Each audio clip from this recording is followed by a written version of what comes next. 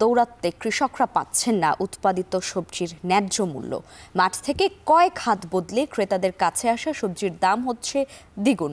এই নিয়ে আরও জানাতে কুষ্টিয়ার সদর উপজেলার বৃত্তিপাড়া থেকে যুক্ত হচ্ছেন মেজবা উদ্দিন পলাশ। সিন্ডিকেটের দৌরাত্ম্যের বিরুদ্ধে প্রশাসনের কি কোনো মনিটরিং নেই?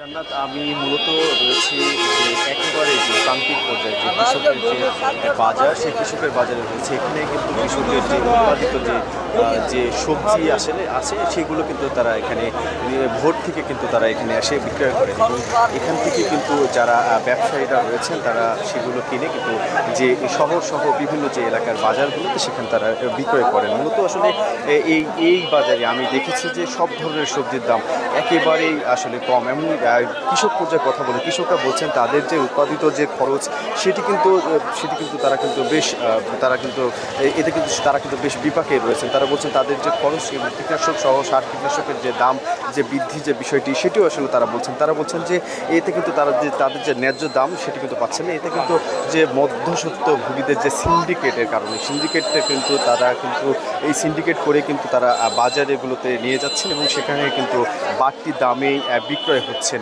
এমনটি আসলে তারা অভিযোগ করছেন। তারা বলছেন যে এতে কিন্তু তাদের যে ন্যায্য দাম সেটি কিন্তু তারা কিন্তু পাচ্ছেন না। আমি বাজারের যে মনিটরিংয়ের যে বিষয়টি সেটি আসলে যে আমি দেখেছি যে আমার পেছনে কিন্তু আজকে দেখলাম যে বাজার মনিটরিং যে কর্মকর্তা তিনিও কিন্তু এসেছেন।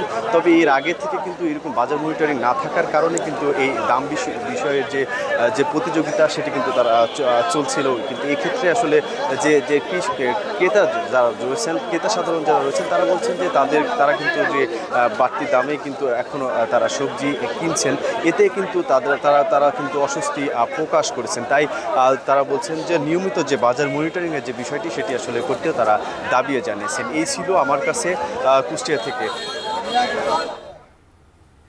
কুষ্টিয়ার সদর উপজেলার বৃত্তিপাড়া থেকে যুক্ত ছিলেন মেজবা উদ্দিন পলাশ।